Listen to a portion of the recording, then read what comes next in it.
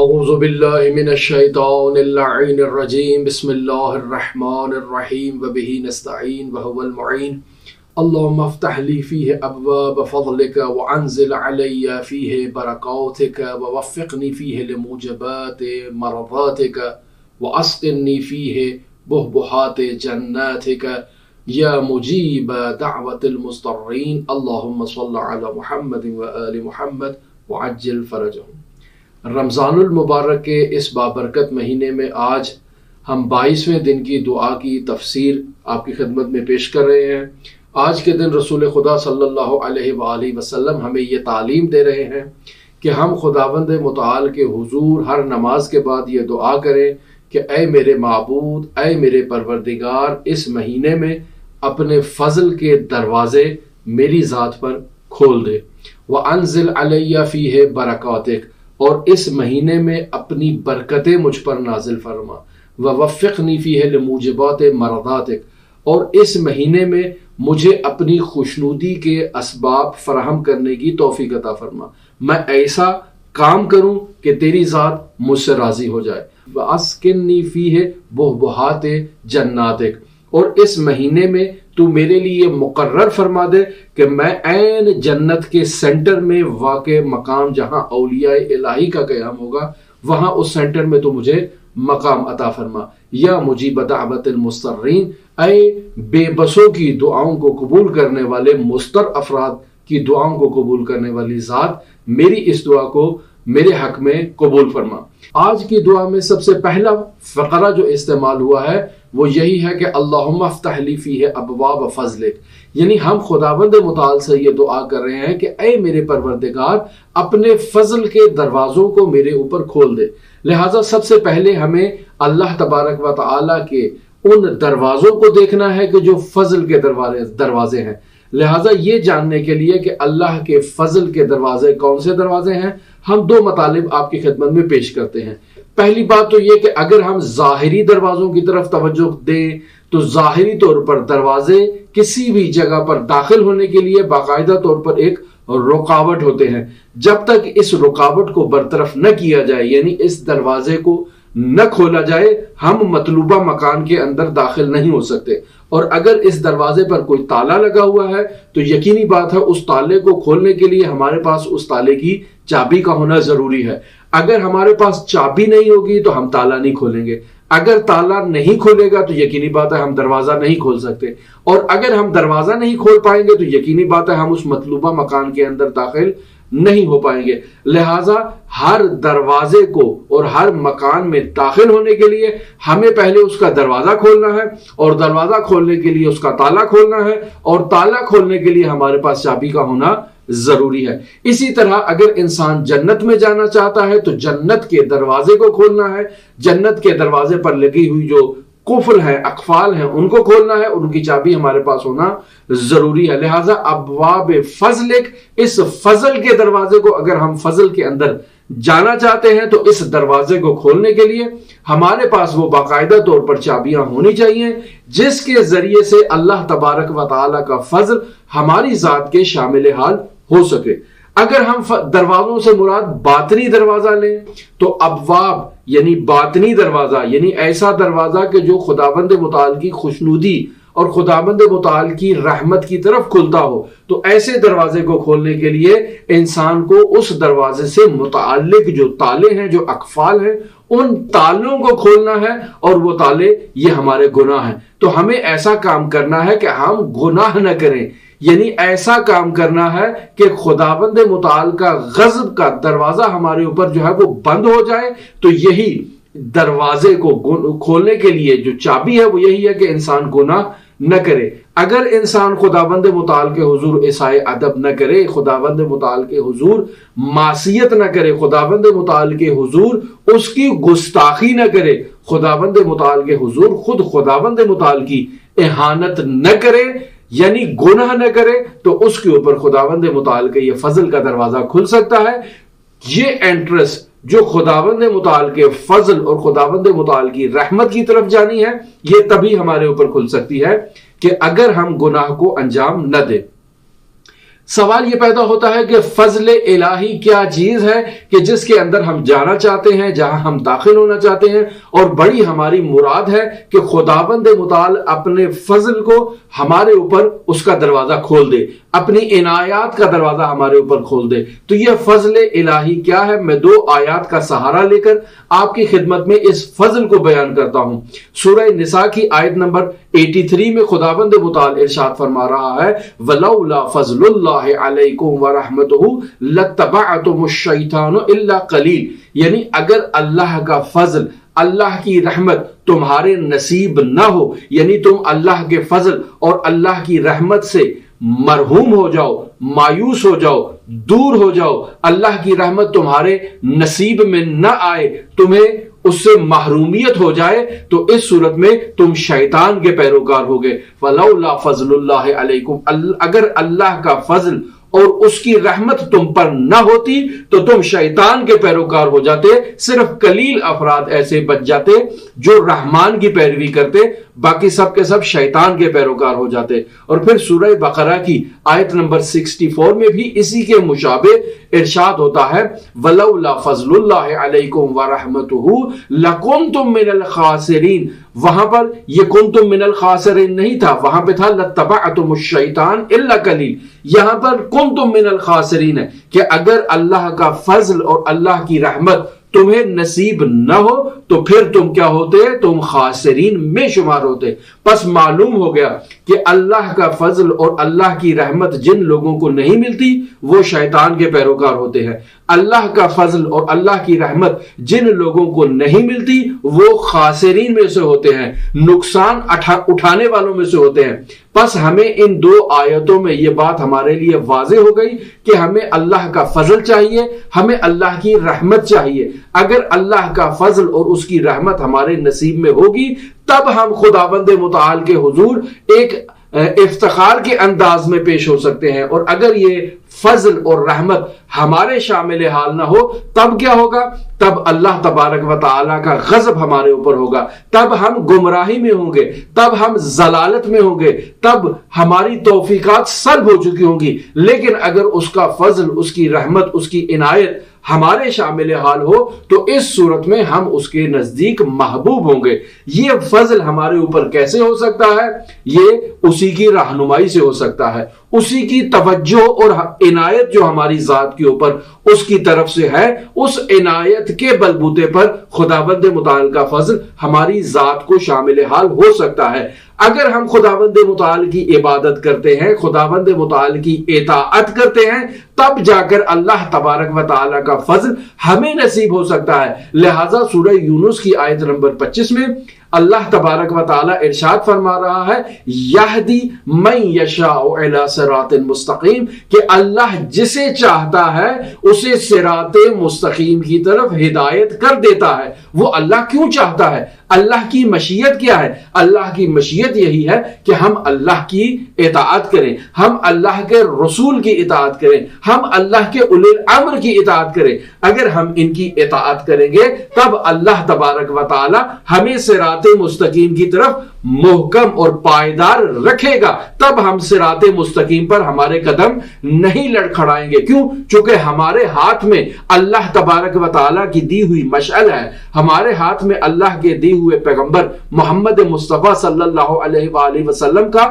نور ہے، ہمارے ہاتھ میں اللہ تبارک و تعالیٰ کے بھیجے ہوئے اولی الامر کے انوار ہمارے پاس موجود ہیں۔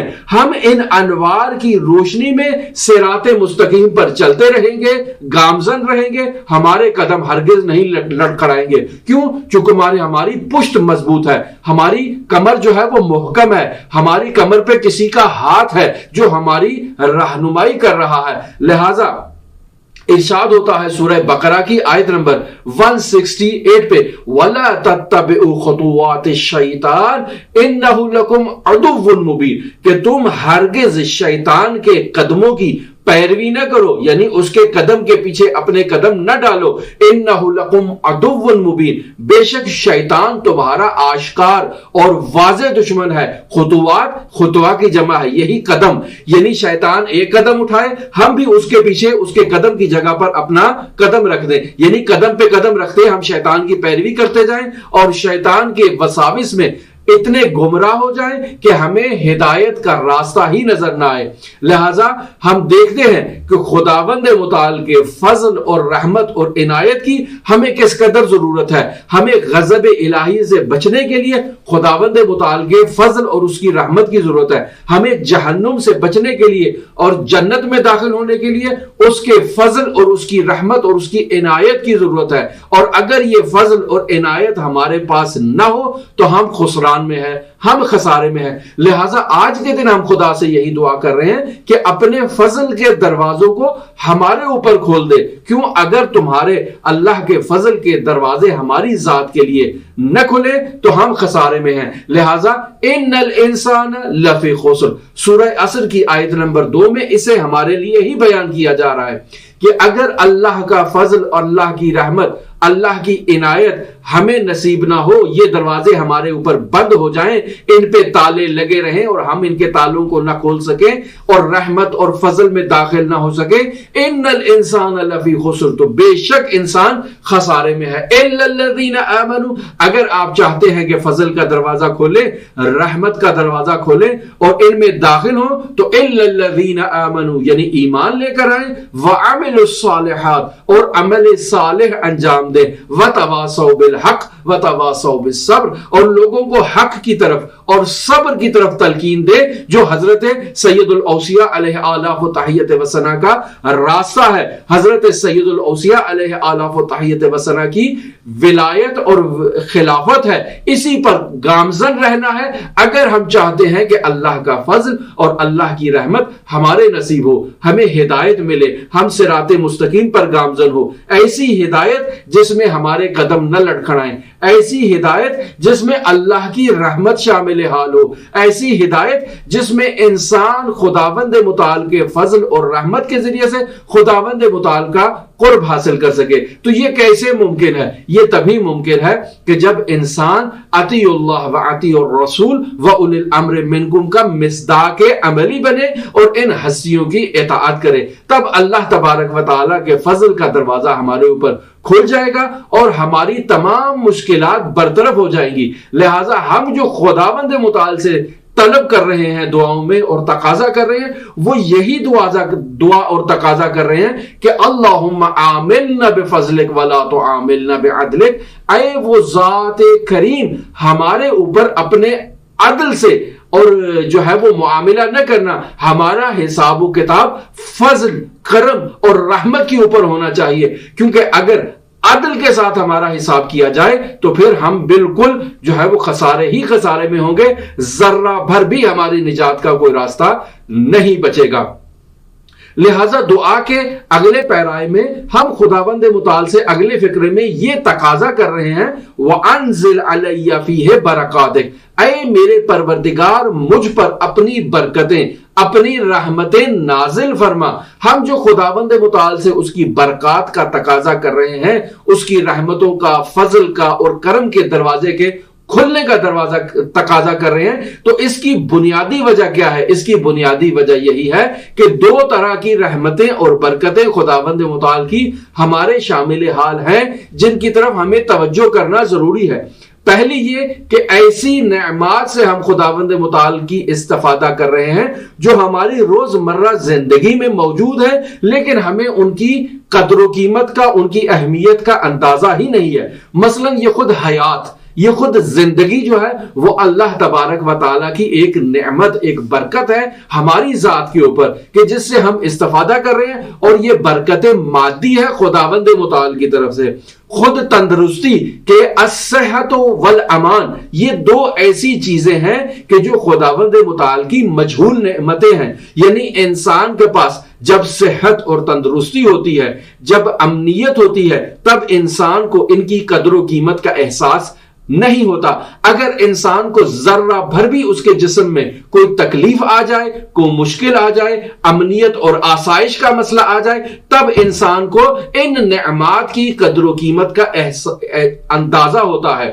پھر یہ جو ہم ہر روز آکسیجن لے رہے ہیں جو ہمارے وجود میں آ رہی ہے، اگر یہ ہوا آلودہ ہو جائے، یہ آکسیجن آلودہ ہو جائے، تو یقینی بات ہے کہ ہم خداوند متعال کی اس نعمت سے محروم ہو جائیں گے جو خداوند متعال نے ہمیں عنایت کی ہے۔ اگر خداوند متعال کے یہ قدرتی مناظر ہم نہ دیکھ سکے جو ہمارے اوپر ایک خداوند متعال کی رحمت ہے، ایک برکت ہے، اگر یہ خداوند متعال کے یہ مناظر نہ دیکھیں تو کس قدر ہم تکلیف میں اور کس قدر ایک ہی منظر دیکھ کر ہم اکتا جائیں گے۔ اور یہ جو پھل، سبزیاں، پانی ہم استفادہ کر رہے ہیں، یہ سب خداوند متعال کی نعمتیں ہیں اور ان میں برکتیں ہیں ہمارے لیے اور اضافہ ہے خداوند متعال کی طرف سے۔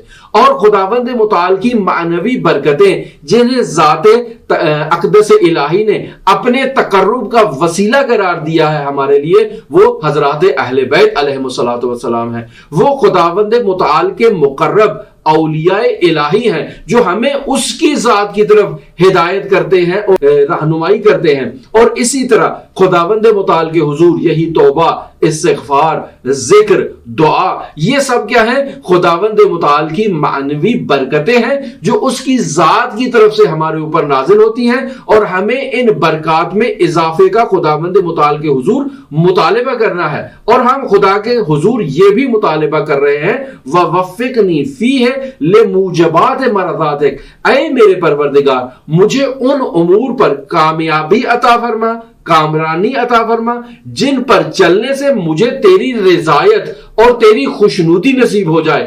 اگر مجھے تیری رضایت اور تیری خوشنودی نصیب نہ ہو تو میں در حقیقت خسارے میں ہوں، میں اہل دعا بن جاؤں، یہ تیرا فضل اگر میرے شامل حال ہو تو میں تیرے حضور تیری دعا کر سکتا ہوں۔ اور یہ صرف وہی لوگ دعا کرتے ہیں جن کو احتیاج ہو، جن کو ضرورت ہو، اور ضرورت مند کو جب ضرورت کا احساس ہوتا ہے تبھی وہ خداوند متعال کے حضور اپنی ضرورت کی تکمیل کے لیے دعا کے لیے ہاتھ اٹھاتا ہے۔ تو ہمیں ضرورت ہے خداوند متعال کے فضل کی، ہمیں ضرورت ہے خداوند متعال کے کرم کی، خداوند متعال کی رحمت کی، خداوند متعال کی مرضات کی ہمیں ضرورت ہے۔ لہٰذا ہم خداوند متعال سے یہی تقاضا کر رہے ہیں۔ لہٰذا آیات و روایات کی روشنی میں مومن اللہ کے احکام پر عمل کرے، اللہ اور اس کے رسول کی اطاعت کرے اور کسی قسم کی کوتاہی نہ کرے تو اللہ تبارک و تعالیٰ کی ذات اس سے راضی ہو جاتی ہے۔